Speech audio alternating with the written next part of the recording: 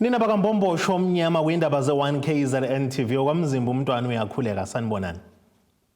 Nazo kwezona ndaba esithizo ezihamba phambili namuhla. Isoka lisolwa ngokudlwengula Lishise Intombi. Kuphazamisekile ukufunda esikoleni ESTANGER kanti bamashela umkhandlu wenkosi eMacekane. Senemukela kwindaba ze1KZNTV. Usuhlala uthukizanya umndeni wakaNkonyeni eingqoleni esigodini sakashobashobana ogwini oseningizimu nelikaMthaniya kulandela isigameko sokushiswa kwendodakazi yabo eneminyaka eyi-18 obudala esigamekweni okusola kusona isoka layo. Ngokusho komndeni isoka liqale ngokumshaya umufi maqede lamdlwengula labe selimbhunyele ngophethiloli lamshisa. Ugogo wesisulu uphelelisiwe eMagubane uthi akasabuthi ubuquthu ubuthongo selokhu kwenzeka lesigameko. Kubonwa ngokusa kumfundo wenza ugrade 10 wasezingqoleni esigodini saseshobashobane oshiswe isoka lakhe ngemuva kokusuka kwengxabano encane. Ngokusho komndeni wesisulu, isoka lika olwethu uNkonyeni liqale lamshaya, lamdlwengula, labe selimbhunyela ngophethiloli lamshisa, kanti usinde ngokulambisa kulesi sigameko. Ongugogo wesisulu uthi basanokwesaba namanje ngalesi sigameko esehlela umzukulu wakhe ube eselandisa iziko lezindaba ngokwenzeka ngelanga lesigameko. Wangishaya ebuza ukuthi ugesi ngibulayithelani ngoba ugesi akawufuni. Ayike uthi wangishaya ke wangikinya ke wangishaya ke wangikinya ke bevele emshaya emfuna umlala ngenkani. Uma wayothatha upetrol wathela wathi mi thela la uphinde uzithele nawe thela lezi ngubo waphinde wazithela naye umntwana. Uma sezishisa lezi ngubo ethi zishise wathi enganeni ayishise nayo yathi ingane cha angikwazi ukuzishisa ngeke ngikwazi ukuzishisa. Wasuka wawudedela kuyena umntwana wabhuqeka kumntwana ke khala ke ilanga bilinyuka ngaye yaphuma lengane ayozifaka edramini emanzini. Yeqhuba uthi umntwana wabo ulimele kakhulu kanti umsolwa ubemphoqelela ukuthi athi uzishise yena ukuvikela isithunzi sakhe umsolo. Umntwana wehluleke ukukhuluma ngalesikhathi esamile lo muntu laphambi kwakhe wangakazi kahle ukulanda. Wazi waxoshwa lo muntu wasuswa amanesi bathi akasuke eduze komntwana ngoba umntwana kuyabonakala ukuthi khona lento afuna ukuyikhuluma. Manje usaba lo muntu ngoba behamba emtisha lendleleni emtisha ethi akangamusho ngoba uzoboshwa akangasho akathi uzishise yena. Uthi be umndeni bezubuhlungu obukhulu kanti bafisa umsolo abhadle ejele. Akabhekeki namanje ngendlela ayiyona. Ngisaba nokuyombona mina ngaze ngimbona. Manje angidli ngane zami nginokumoya kumanje. Zonke lensuku angidli. Khuluma noNkulunkulu kuphela, ngikhuluma nomkhuleko. Ayikho enye into.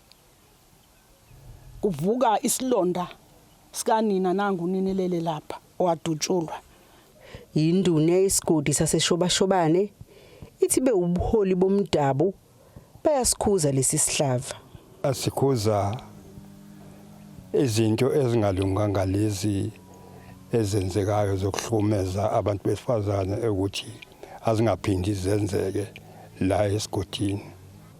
Umsolo uvele kafushane enkantolo yasezingqoleni ebhekene necala lokuzama ukubulala ezofaka isicelo sebheyili wangayitholi kanti libe selihlehlela umhlazi 5 kwezokuthwasa.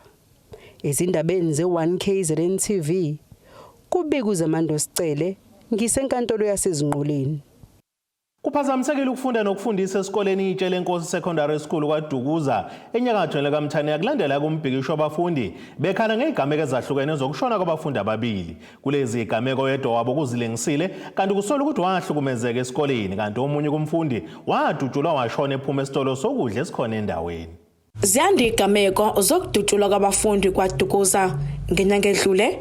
kudutshulwe umfundi waseTshelenkosi Secondary School waNyamalala kwaze kwabutholakala esemakhazeni kahulumeni ekuqaleni kwalenyanga enamanxeba okudutshulwa kanye nokugwazwa njengoba ngokomndeni beveza ukuthi amanxeba okudutshulwa bakholwa ukuthi wadutshulwa unogada wesesitolo sokudla esikhona kwaDukuza. Kahle babembamba inkonzi lapha ngakowezansi ngakojabula.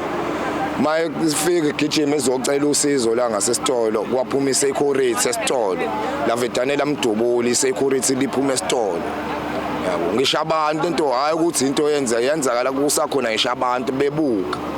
Mase okay mase kuqhamuka ke bambula umhla 26 ngenyanga edlule thina size sathola kulenyanga ngomhla ka6 ukuthi ushonile ngoba besingazi cha ngile sayibona emaphepheni ukuthi utholakala umuntu washona la singazi ngoba igama lakhe lalingabhaliwe thina sesamthola epolice station yabo eseshonile sesambe simbheka yabo masifika masihosithole ukuthi washonela masifika la eshopha sisicela ukubuza ukuthi kwenzakalani sizokuthiwa umuntu wafela la sebethi ifootage ayibonakali kwakumnyama njani kusona isikole esifanayo kushone umfundi okuvela ukuthi uzilengisile ngesonto ledlule ngokusho kwabanye abafundi bathi lo mfundi waxoshwa umunye wothisha esikoleni emva kokuthi wafike ngawugqokile uphelele umfaniswana wesikole waphinde wabhekana nesigameko sokuhlukunyezwa ngabanye abafundi.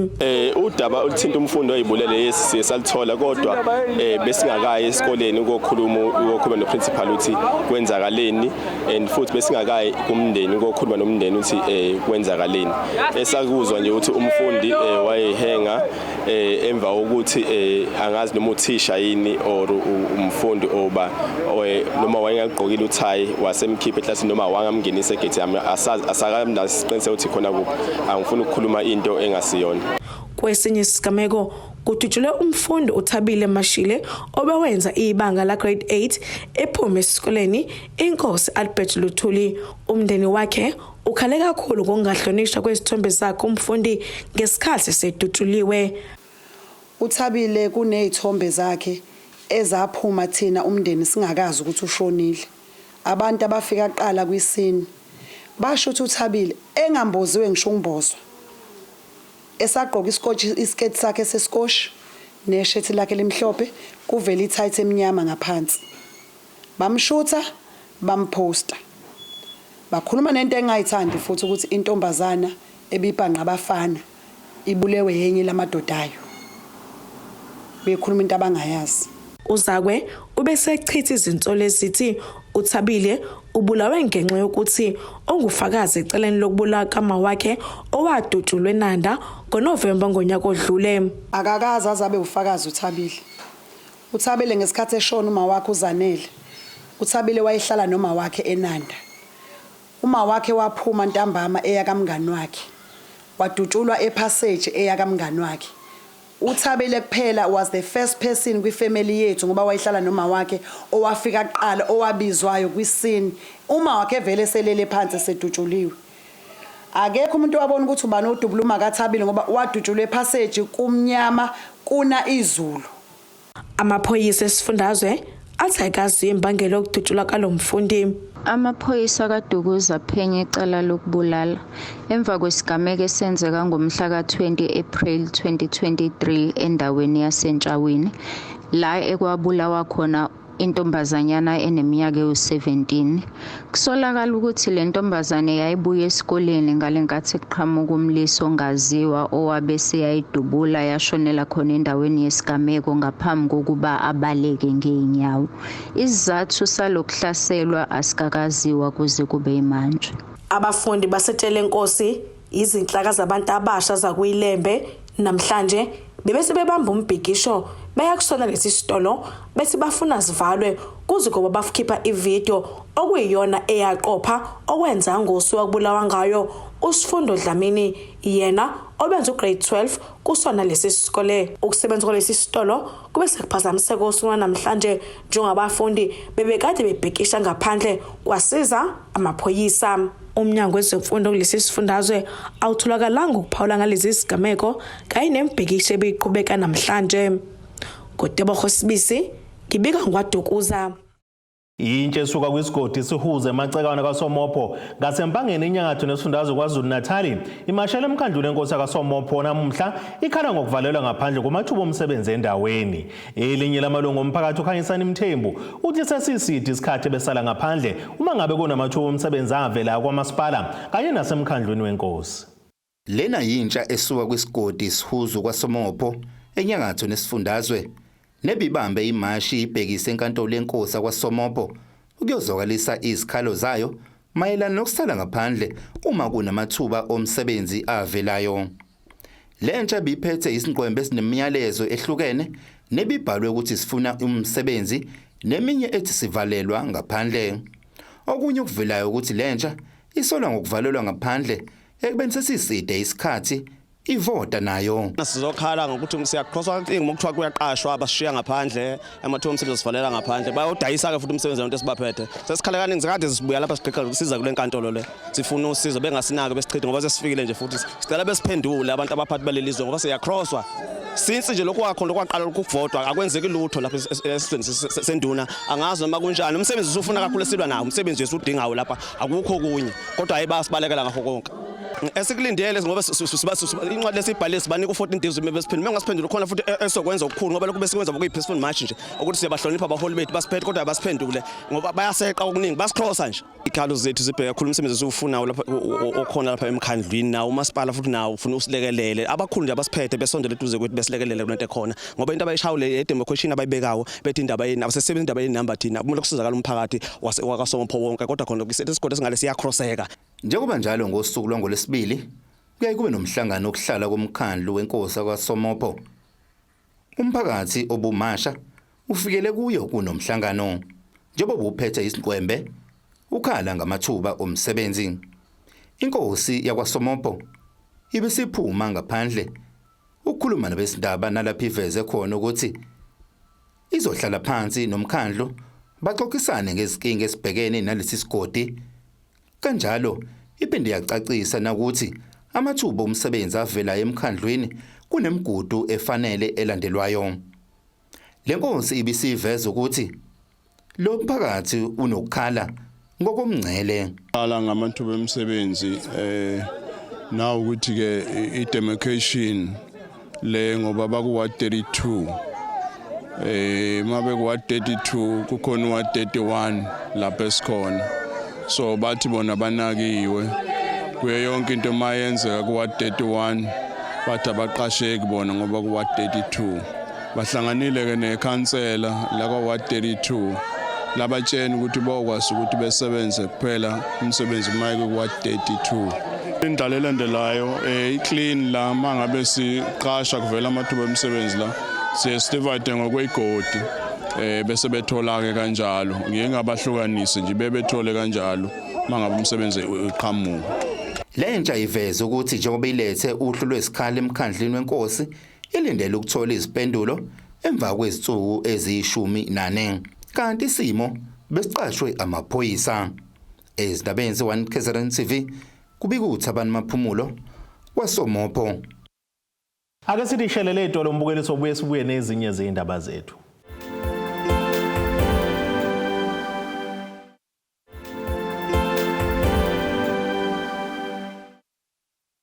Asibongene nabeseloni sabukele zona indaba ze1KZNTV nazo kwizona indaba esithi izo ezihamba phambili namuhla. Isoka lisolwa ngokudlwengula Lishise Intombi. Kuphazamisekile ukufunda esikoleni ESTANGER kanti bamashela umkhandlu wenkosi emacekana. Umengameli weqembu le-AFP uvele enkosini Hlabisa uthi sinye isisombululo kudaba lwenkinga yohlelo lokuphakelwa kwezingane ezikoleni esifundazweni saKwaZulu-Natal ukuba nje undunankulu esifundazwe kanjalo nongqongqoshe omnyango wezemfundo babuyisele lolu hlelo esimeni obekusetshenzwa ngaso ngaphambilini besabhekene nophenyo ngokholeleke kule nkinga. UNgotsha usho kanjena kwisithangamzi abezindaba ebesibanjele eThekwini KwaZulu-Natal namuhla. Iqembu le-IFP libhodla umlilo ngokungabi nesisombululo masisha ngokushaya udaka kwenkampani ebinika umsebenzi wokuphakela ukudla ezikoleni nolibhekene nezinkinga kusukela kuqala ikota yesibili. Ekhuluma esithangameni nabezindaba umhololi leqembu uveze ukuthi bafuna ukubuyiswa uhlelo oludala ngokukhulu ukusheshsha njengoba ke isimo ezikoleni siqhubeka nokuba manzonzo. Undunankulu wesifundazwe saKwaZulu-Natal akabe nesibindi akhombisa uthando labantu bakwaZulu Natal nezingane zakithi ngokuba lo sonkontileka onikezwe umsebenzi ka 2.1 billion eyedwa nosubehlulile ukuthi awenze lenkontileka ayiterminate masinyane, terminate immediately. Okwesibili, bonke osonkontileka okuyibona akade benikezela ukudla ezikoleni kuze kube kuyovalwa ngoMarch 2023 kwikota yokuqala ababuyiselwe bonke ukuba baqhubeke ukuphakela ukudla ezikoleni.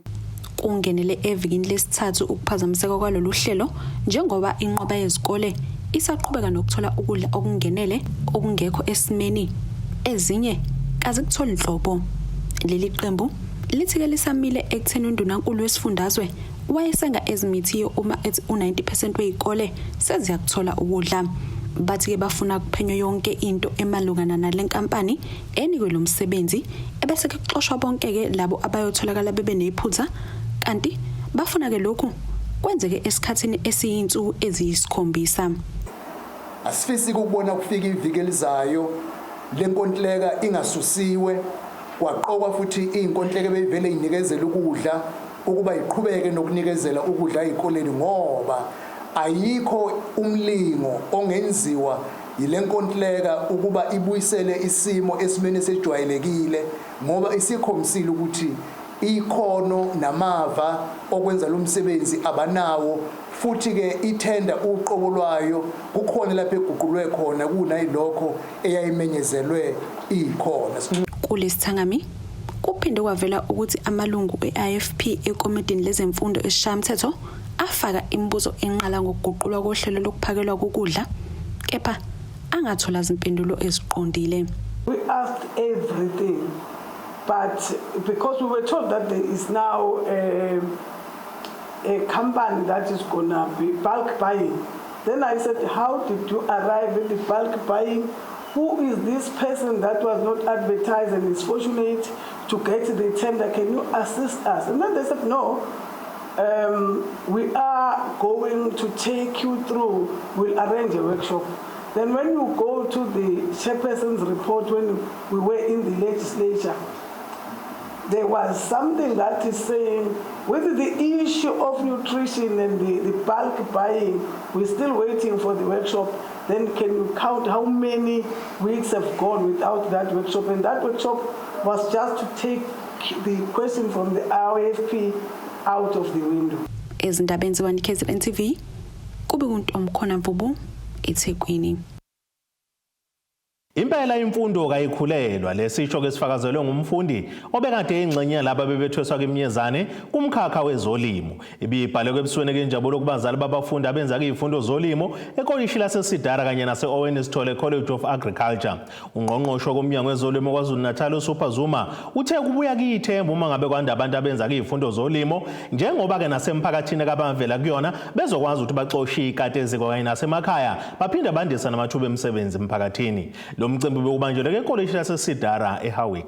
Injabulo ibibhalwe ebusweni kubazali kanye nomndeni wabebezothweswa iziqu kumkhakha wezolimo. Babo ingane lolusula namhlanje njengokuthi ngoba wayekade efisa ukufunda esemncane kangafundeka wayilokho eqhukuza ke namhlanje na enhlizweni yami neyakhe ngazi ukuthi nje usezulwini ngathi kuyizulu. Lokho kuvuke ngo1 ebusuku ngitshela ukuthi ngizoselwa ngoba ngisuke kwaNongoma ngalala kwandodakazi eBlafu bavuswe yimi ngathi hayibo singaze sifike late ngendlela engijabule ngakhona ngijabule kakhulu nokuthi nje ngangingazi ngelinye ilanga ukuthi kuyofika leli thuba naye afane nezinye izingane.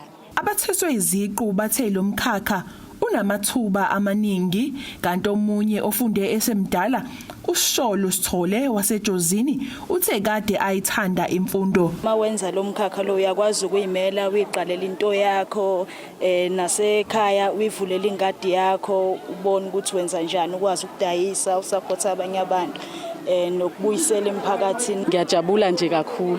Into engidila nayo ukuthi sidile nje nezilwane kodwa kuye kokunye kumix esikwazi nanokuthi sifundiswa konke ukuthi uphinde ukwazi nanokutshala nezilwane kodwa siyakwazi ukuthi phinde sisize nazo. Okwangenza ukuthi ngibe nothando sasizalwe emndenini ohlwempu ngaye isikole kungesona isifiso sami kodwa ngokuthi ikhaya lalinobube singaphuma esikolweni nami kufanele ngiyoqhanda kushuthi mangabe kuvela ithuba elinjengaleli emsebenzini ngaba nothando kakhulu ukuthi inkosi yami lento ngangiyithanda ngisho esikolweni emazingeni aphansi engangiqale kuzo ngaze ngilove nangelodwa ilanga ngoba isikole kwakuyinto engiyithanda kakhulu. Ungqongqoshe womnyango wezolimo esifundazweni uSupha Zuma uthi abafundi bazoxoxa ikati eziko. Sicabanga ukuthi labantwana bazosiza kakhulu. Oqala sizoshintsha impilo yabo namhlanje.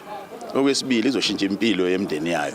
Okwesithathu sibheke ukuthi mase kushintsha impilo yabo, shintsha impilo yemndeni yabo. Kuze kushintshe nempilo yomphakathi ngani ngoba sicabanga ukuthi bobe bengazange ubulungiswa uma bengazange basize imphakathi abahleli kuyona ukuthi bakwazi imphakathi ukuthi basilekelele ukuthi silwe nalento ekhona ezweni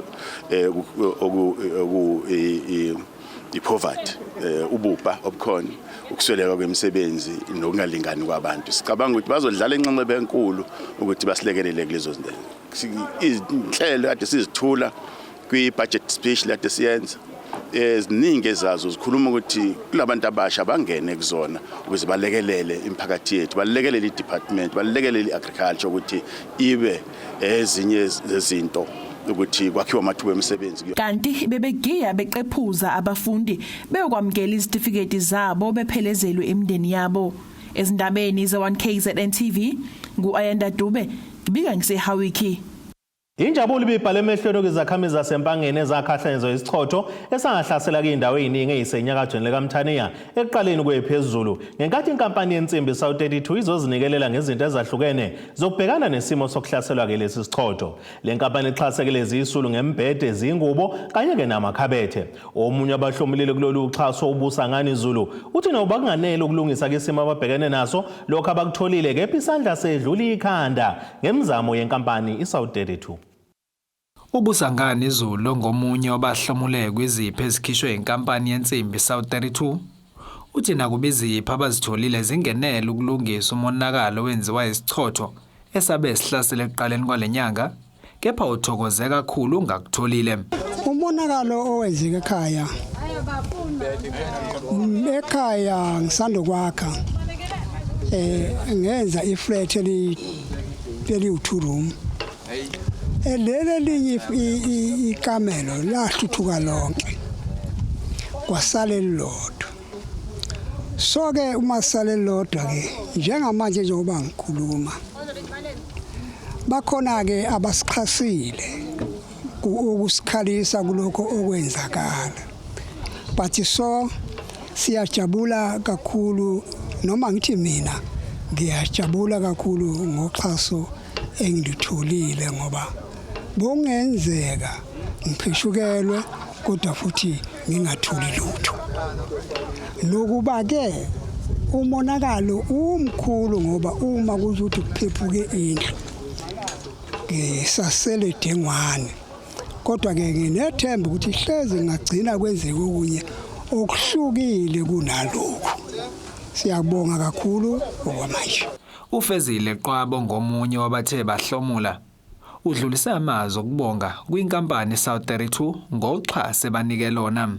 Ukuzothatha umbhede, ingubo, iqamelo, amaphilocase, amakhabetho. So ngibe happy ngokuthi uSouth32 usichase ngezinto lezo sichase ngazo kade sipheshukelwe izindlu zalimala ngendlela okwakwenzeke ngayo but kodwa njengamanje siyabonga ukuthi bakwazi ukuthi basinaka basichasa. Kanti ke ubalungile Mabele okhulumela le nkampani uthi kwabakhathaza kakhulu ukubona imiphakathi abayakhele isala dengwane ngenxa yesichotho nokwabeke sekubenza bathatha igxathu lokuhambisa uxhaso laludingeka khona.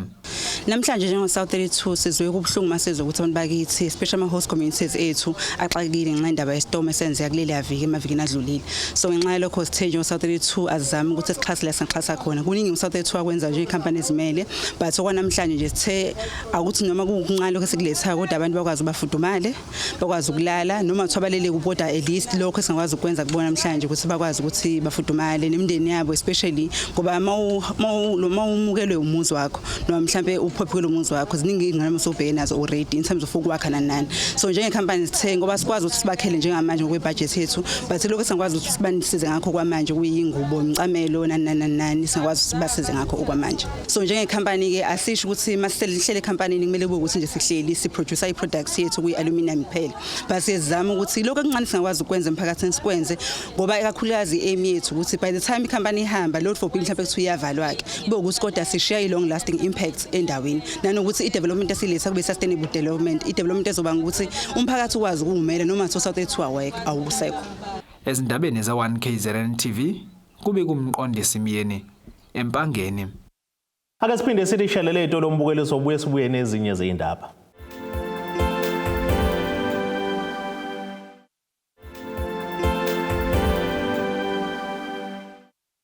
Asibonge siphinde sinamukele nisabukele indaba ze1KZNTV nazo kwezona ndaba esithi izo ezihamba phambili. Isoka lisolwa ngokudlwengula Lishise Intombi. Kuphazamisekile ukufunda esikoleni esiseStange kanti bamashela umkhandlu wenkosi eMacekane. Ake sibheke engosini yezomnotho.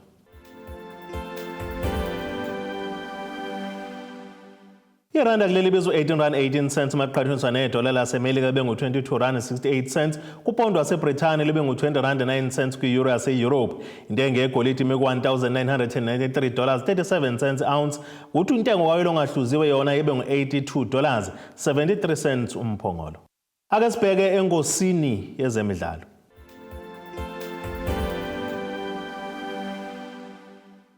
Umgadlo Orlando Pirates obolekiswe kwiqembu leMaritzburg United uKwame Peprah ayaqina amahlebezi ukuthi ke ezimnyama zingase zimdayise lo mgadli ezinibonise kuleli qembu laseMgungundlovu ngasekuqaleni kwalonyaka. Kusukela efikele leli qembu laseMphithi lo mgadli usashaya kuphela igoli lelodwa kwimidlalo eyisishagalolunye aseyidlalile kanti ngesikhathi ezikamagebhula zembolekisa wayesashaya amagoli ayisishagalolunye kwimidlalo engama-38.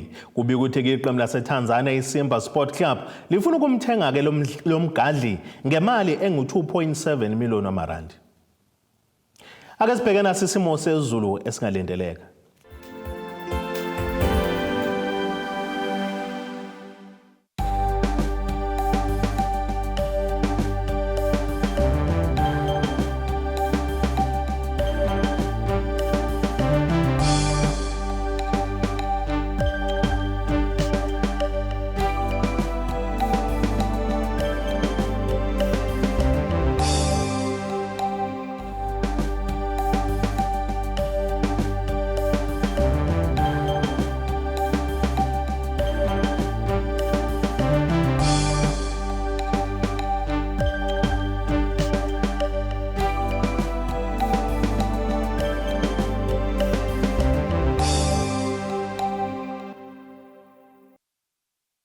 Nina bomlilo othatha ushisa ikhotha zasedlebe kokoshane esemabedlane ziyaguqa besiphaka namuhla kuze kube ngokuzayo.